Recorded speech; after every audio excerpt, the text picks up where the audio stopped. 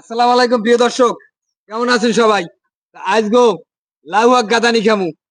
এই শীতে যদি লাউ শাক গাদানি না খাই তাহলে কিন্তু হইবে না। প্রত্যেক বছর শীতে লাউ শাক গাদানি খাইতে হইবে। আর লাউ শাক শরীরের জন্য এমনি অনেক উপকার। আজ গো মোরা লাউ শাক গাদানি খামু। দেখতে না এই যে শীতকালে আলু দিয়ে লাউ শাক গাদাইলে অনেক ভালো লাগে। আর না খাইলে বোঝা যাইবে না।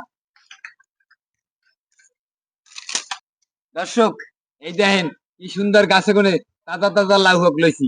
শীতকালে যদি লাউ শাক গাদানি না খাই, শীত ছাড়া এই লাউ শাক গাদানির মজা আর কোনো সময় পাওয়া যাইবে না। শান্তি দিয়া এই এই এই শাক গাদা বাজগো, ঠিক আছে? আলু দিয়া বাগার টাকার দিয়া সুন্দর করে গাদাবা। মায় দেখো না, মায় শাকসবজি পছন্দ করে, মায় অসুস্থ মানুষ।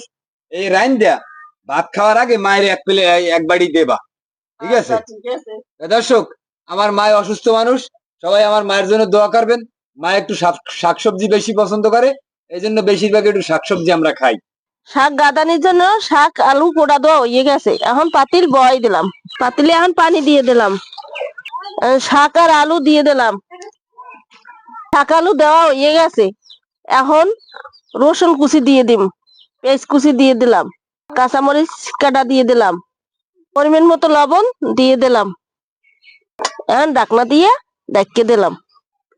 শাক সেদ্ধ হয়ে গেছে প্রায়। এখন এই ডাঁটাগুলো উড়োই রাখতে হইবে, ডাঁটাগুলো উড়োই রাখলে গাদানির পর ডাঁটাগুলো আবার বাগারের আগে দিয়ে দিতে হইবে। ফোড়ন জন দিব এর আগে আবার ডাঁটাগুলো দিয়ে দিব।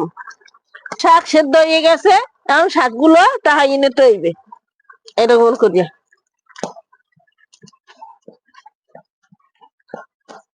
আলু যত বেশি হইবে শাক তত মজা হইবে। শাক হয়ে গেছে, এখন উড়োই নিম বাগার দেওয়ার জন্য। বাগারের জন্য কড়াই দিয়ে দিলাম, কড়াই গরম হয়ে গেছে, আমি তেল দিয়ে দিলাম, পেঁয়াজ কুচি দিয়ে দিলাম, রসুন কুচি দিলাম। পেঁয়াজ রসুন বাদামি কালার হয়ে গেছে, এখন বাগার দিয়ে দিই।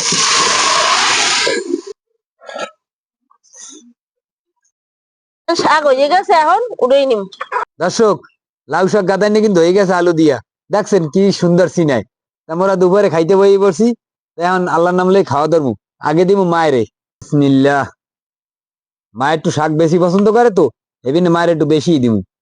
গেরান্ডা মোরদার খুব ভালোই লাগতেছে। ও মা, এই নেন খাওয়া ধরেন। নাও বাইর পোলা, বিসমিল্লাহ কই খাওয়া ধরো। বিসমিল্লাহ। এই শীতে যদি না খান তাহলে খুব মিস করবেন। বাইরবো কি খাও, সুন্দর করে খাও, ঠিক আছে? দর্শক, এই শীতে যারা লাউ শাক গাদানি খান নাই, আসলে খাইয়ে দেখবেন যে মিথ্যে কইছি না সত্য কইছি। আসলেই খুব মজা। বাইরবো কেমন হয়েছে? খুব ভালো হয়েছে। দর্শক, দুপুরে গরম ভাতের সাথে লাউ শাক গাদানি আমরা খাইতে থাকি।